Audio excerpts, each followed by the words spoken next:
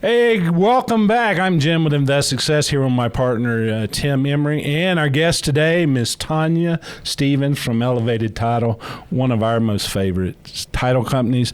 We're going to talk a little bit today about wholesaling, but first of all, we want to say, Cade, thank you for hosting us here in the Shoot Social Studios. This is an awesome thing. So if you have a business promote or a podcast, check my buddy Cade out. So Tanya, tell us a little about Elevated Title. We started it back in July of 2021, and the ladies kind of brought the idea to me, and I just said I'm down for it. I used to be in title for a long time before being a wholesaler, and they, my thing was that we are going to be investor focused. A lot of times title companies kind of look down on investors, wholesalers, whatever, and I wanted to have a place for them to come to feel like, so that they felt like they were just as important as a RE/MAX agent.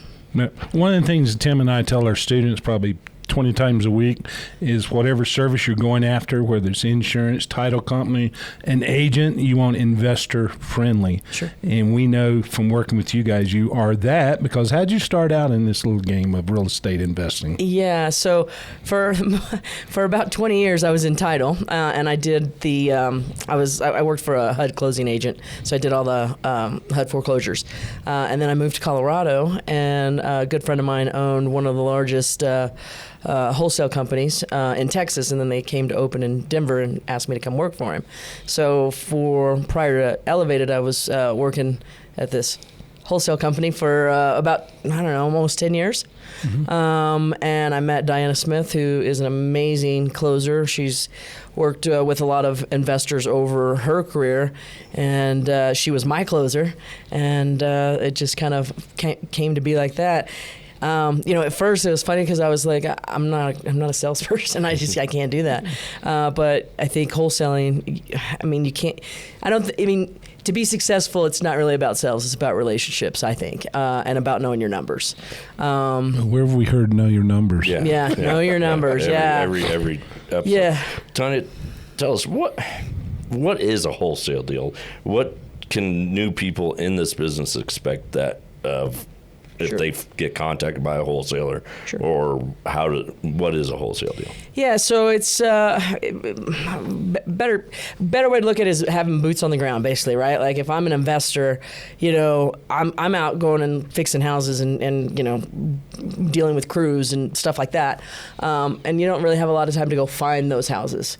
So a wholesaler brings, a good wholesaler can bring quite a bit of value to your plan or your vision or your company, basically, because they can go out and do the legwork of finding the houses, contacting the people, see if they want to sell, and then it's most of those stuff is all off market. A good wholesaler buy stuff off market.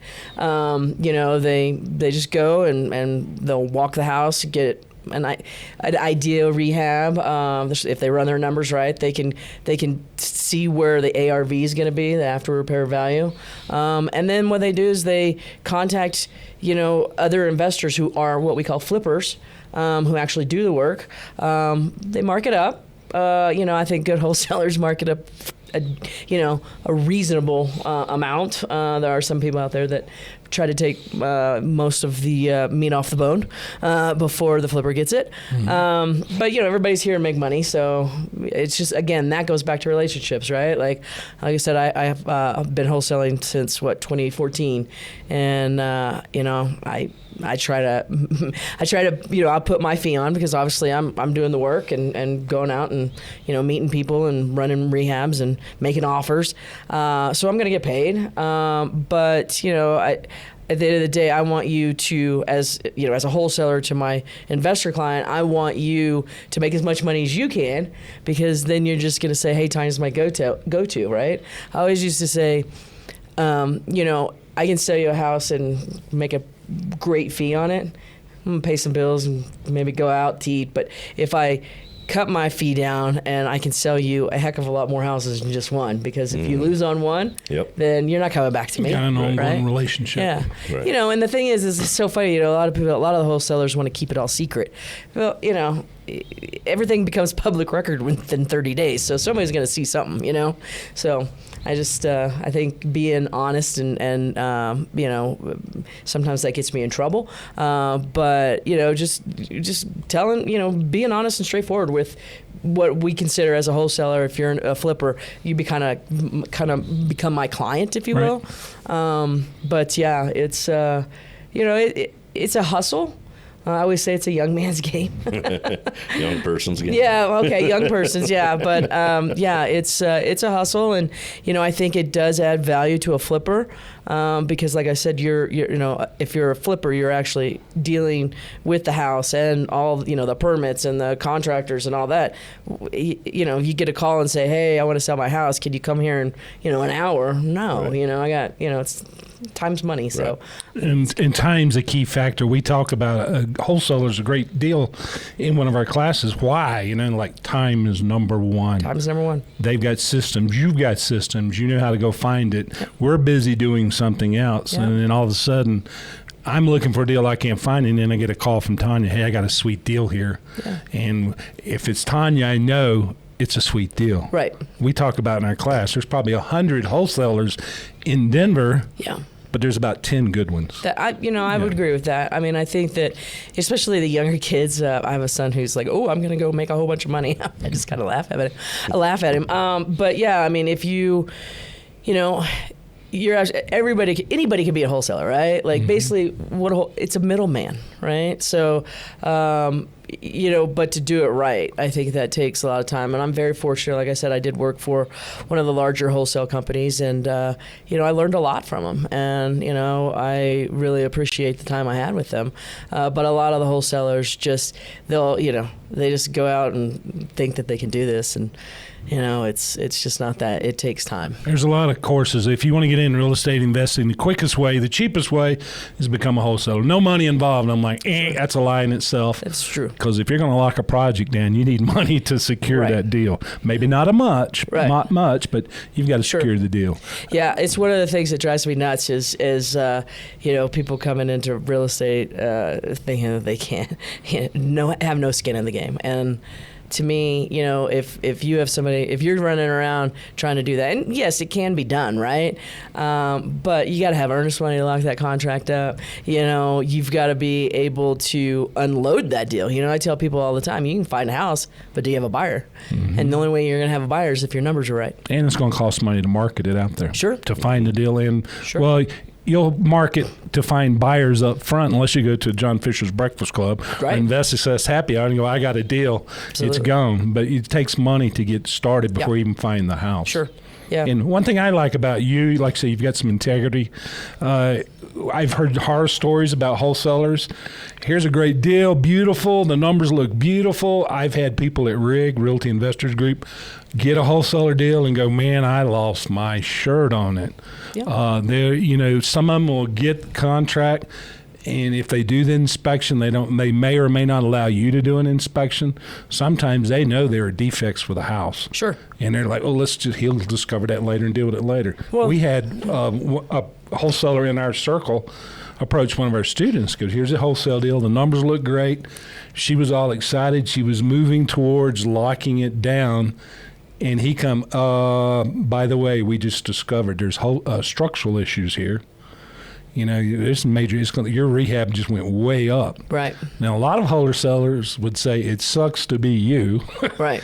He came back and said, hey, I found this issue. I'm willing to let you out of this deal. I'm willing to give you your money back. So if you find somebody like that you want to put a short leash on them Sure. and treat them like gold. Right. Yeah, and you know, the way, you know, the wholesale world works really fast, right? Like, because we just said there's a whole bunch of people out there, and you know, you don't really have time. And I know agents and a lot of people are like, what? You don't have time to do inspections because somebody out there is not going to do the inspection, so you're going to lose the deal. So it's really up to you. Like, are you willing to, you know, roll the dice? You know, even as a flipper or an investor, you know, you should know what's going on, right? Like, you know, you walk a property and that takes time, right? You walk a property, you see, you know, some diagonal cracks along the windowsills. You're like, doesn't house might have some structural. You see T-locks on a roof, we're going to have to replace the roof. But, thanks to HGTV, everybody thinks they can be a flipper, and it's easy as We've already said stay off HGTV because reality TV is nothing close to reality. Yeah. That kind of stuff happens because, like you said, a lot of the wholesalers, they are inexperienced. They don't know, right? They just go in, they see a great house in, Arvada, and it's like, oh, this is going to be great. And then, you go in and you start, really picking it apart. You have to replace the wiring, you have to do all this stuff, but as a wholesaler, if that came up and, I figured out that something bad was happening, you have to go back and renegotiate the contract. Right. And then pass that reduction to your buyer, right? There are wholesalers who get the reduction and don't pass it, and that's not right. Tanya, what's a story about a bad wholesale deal go bad? Give me some example. You got to give me a little bit better than that. She's got a book ready for you. We only got 10 minutes to Yeah, right. Yeah. So, let's do this scenario. As a new investor, you find a wholesale deal, you call me, new investor, and say, hey, here's the deal. It's ready to go. Do the deal. What happened? Do you run into issues with the seller? Do you run into issues with the flipper? Do you run into issues with the inspection? What can happen So I think one of the biggest issues you can run into is the neighbors. Mm-hmm. So, even though you're bringing, value to that street or that, neighborhood, they tend to get a little irritated with all the construction crews there. And if you're one of the flippers who don't pull permits, there's a likelihood they're going to call you in. If you get red tagged, life becomes quite hellish. Yeah. So one of our students told his contractor, don't touch the fence. Yeah. Well, guess what? He came in next. Tore the fence down. His neighbor called in, reported a stolen fence. Oh my God! Yeah. So that started off bad relation with their neighbors. Yeah. And they were constantly calling the city. Go, I'm worried for the workers. There's asbestos in there. They got red flagged like 3 times. Yeah. So treat your neighbors. Treat your neighbors right. Good. I always when I buy a flip, I will always go and introduce myself and get to know what they like. And if they're big wine drinkers, guess what? They get wine, So I think that's one of the things a lot of people don't really think about. Right. But it also could be, maybe you have a neighbor who's a mechanic next door. And that's a problem. It's not a problem right there, but when you go to sell it, it's a problem. Shoulda. Yeah. We're under contract pending right now with a house that when I toured it, nice backyard, beautiful. Our contractor and our agent was there yesterday, and there's about 100 tires piled up. The guy next door does mechanic work. Yeah. So we get his well, that's got to go. So. Well, and you can't control that because that's his house. Well, no, he's throwing them in our yard. Oh, he's throwing them in your yard. Our yard has 100 tires. And the guy, my GC, it costs $4 a tire to get rid of. So we're going back because we haven't signed. We're going back to the listing agent. You need to clean the yard up. Yeah. And they're the bad players. It's not us. Right. So we can go in like that agent. We were okay with it, Yeah. The other big thing, that really causes a lot of problems from, once the wholesaler sells you the house, right? Most wholesalers are done. They're out. They'll see you later. And then, you have, investors who might be new in that. And they think they have the best contractor. And next thing you know, they give the contractor the down payment and contractor leaves. Right. And now that, poor investor, they don't know where to go. They don't know what to do. If you have a good wholesaler, you should be able to call them and say, hey, do you have a contractor? Can you recommend some people? So contractors, neighbors, and the city. Right. Those are the biggest ones. or good coaches. Yeah, there you go. Yeah, oh, yeah. So here's another kind of question. If a wholesaler is buying the property, what's the exit strategy for the seller? Is the seller moving out on the day of closing? Is there a post occupancy? You need to know all that stuff, Absolutely. And you've got experience with that. Absolutely. How do you as title handle that stuff? And is there escrow? What happens? Yeah, so title companies are really trying to move away from escrowing monies, right? Because we have a we have the duty to make sure both parties agree to everything. It doesn't matter. Like, we get contracts all the time that say, earnest money is non-refundable. Okay, great. But as a title company, we can't release the earnest money until both of you guys sign off on an earnest money release, right? Same thing with escrow. Same thing with escrow. So there's a lot of people who don't agree. Like, we're dealing with a situation right now where the gentleman was supposed to be out in so many days. Closing got pushed. And in the contract, it said he had 3 weeks from closing. They thought it was 3 weeks from when they got it, signed, right? So they thought, we escrowed, I think $5,000, right? Mm-hmm. And the buyer is saying, I want that money because he didn't leave in time. Seller's going, no, I was only there an extra 5 days. Well, we cannot do anything until both of you guys agree about it. So I personally do not like dealing with post-occupancies because of this, right? Because, again, like I told you, a wholesaler, once they sell it, they're kind of out of it. They don't really care. One of our students had a post-occupancy, and it turned into a squatter situation. Yep. She had to go to city, and we've got a deal going now where we've got people into the end of the month. Yep. But we're holding a big chunk of change back. Yeah. When you move out, you will get this money. Yeah, I mean, you have to think about it this way. Like, if you do a post-occupancy, the escrow that you should hold back at closing should be what it's going to cost to evict that person, plus your whatever, aggravation you had to go through. Right. So, I mean, to me, $7,500, $10,000 should be what you're holding back. But everybody's different. Mm-hmm. So. Yeah, and I think it's really important that it's all in writing, right? Oh, 100%. Because whether it's emails or emails are the best. Text message gets a little convoluted. Rather have emails. And like we discussed in our class, every conversation you have, whether it's over the phone or in person with somebody that you're dealing with, put it in writing in a summary that says, hey, this is what we talked about. This is what we talked about it. And as far as I'm concerned, if that says 3 days from closing or 30 days from closing, it's 30 days from closing. It doesn't matter that we moved that back. Exactly. So, but that should be in writing, and that has to be in writing. And for everybody new out there, you've got to put all this stuff in writing. So it just takes away all the angst and all the stress.